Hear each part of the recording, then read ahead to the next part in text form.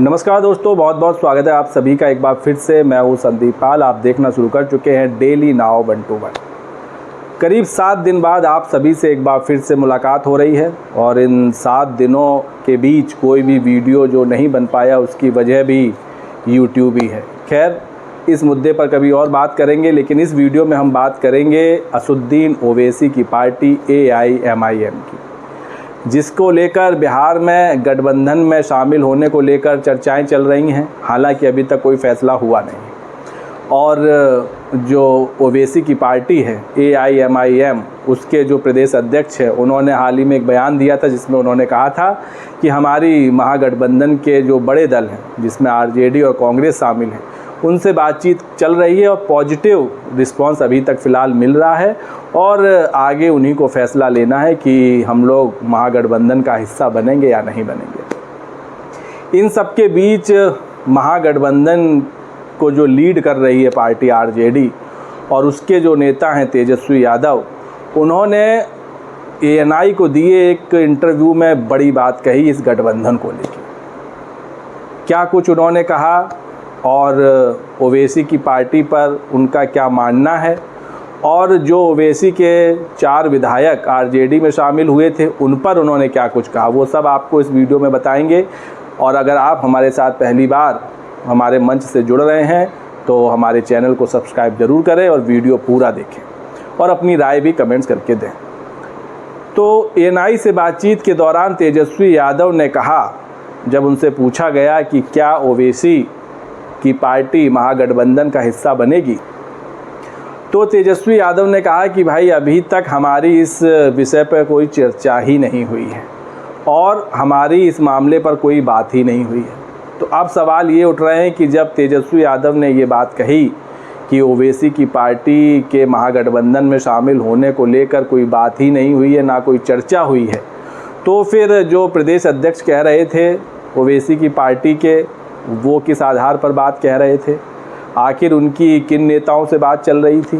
क्या उन नेताओं से बात चल रही थी जिनका कोई बहुत ज़्यादा, जिनकी बात का महत्व नहीं है? क्योंकि जो RJD के शीर्ष नेता हैं, फिर चाहे वो शक्ति यादव हों या अन्य जो प्रवक्ता हैं, उनसे भी जब ये सवाल पूछा गया था तो उन्होंने कहा था कि भाई अभी हमको कुछ नहीं पता है कि ओवैसी की पार्टी को लेकर महागठबंधन के दलों से कोई बातचीत चल भी रही है या नहीं।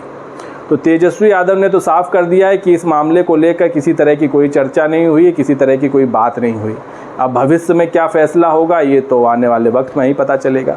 साथ ही साथ उनसे जब ये पूछा गया कि आपने ओवैसी की पार्टी के 4 विधायकों को अपनी तरफ खींच लिया था और तोड़ लिया था, ये बात जब उनसे पूछी गई तो तेजस्वी यादव ने भी इसका जवाब दिया और उन्होंने कहा कि जो ओवैसी की पार्टी के 4 विधायक थे वो अपनी मर्जी से आए थे और हमारे पास उनको देने के लिए ऐसा कुछ नहीं था जिसके बलबूते हम उनको अपनी तरफ खींच लेते। वो 4 विधायक हमारे साथ खुद जुड़े थे।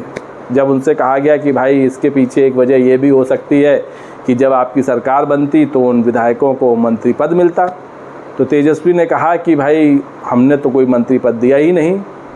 17 महीने महागठबंधन की सरकार रही, उसमें कोई मंत्री नहीं रहा और ना ही हमने उनको ऐसा कोई प्रलोभन देकर अपने तरफ बुलाया था।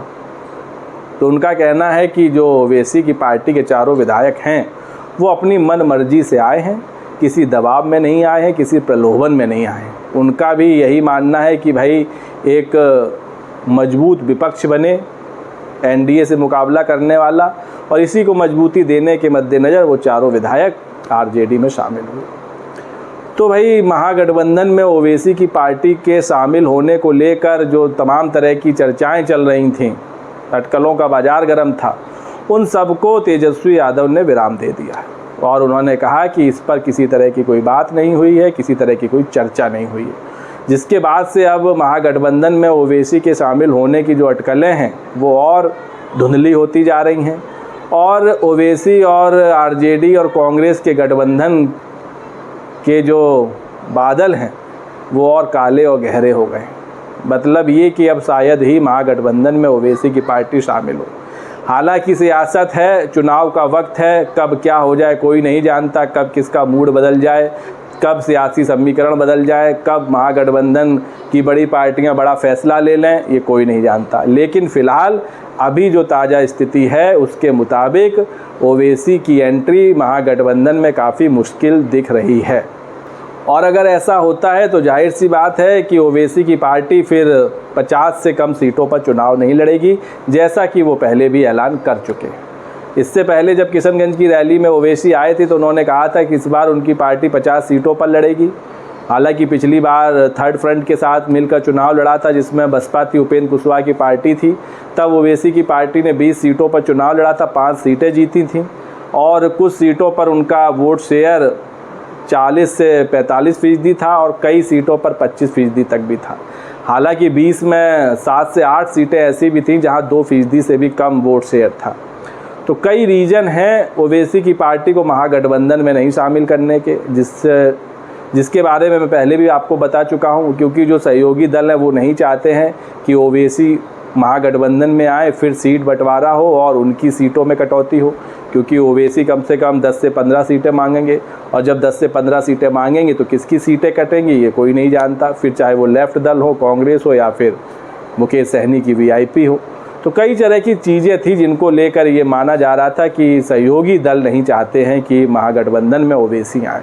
साथ ही साथ जो एक मुस्लिम वोट बैंक महागठबंधन का माना जाता है, फिर चाहे वो आरजेडी हो, कांग्रेस हो, लेफ्ट दल हो, तो वो वोट बैंक भी खिसकने का थोड़ा सा डर है कि उसमें ओवैसी सेंधमारी कर सकते हैं। अगर महागठबंधन में आए तो एक मुश्त जो वोट मुस्लिमों का मिलता है वो ओवैसी को मिल सकता है। तो कई तरह की चीज़ें हैं जिनको लेकर शायद महागठबंधन में ओवैसी को अब एंट्री ना मिले। फ़िलहाल इस वीडियो पर आपकी क्या राय है? आपको क्या लगता है ओवैसी के महागठबंधन में जाने से महागठबंधन को फ़ायदा होता या ओवैसी को फ़ायदा होता? और नहीं जाने से महागठबंधन को कितना नुकसान होगा, ओवैसी को कितना नुकसान होगा? अपनी राय कमेंट्स करके ज़रूर दें। और वीडियो पसंद आया हो तो चैनल को लाइक, शेयर और सब्सक्राइब करना ना भूलें। तब तक के लिए नमस्कार।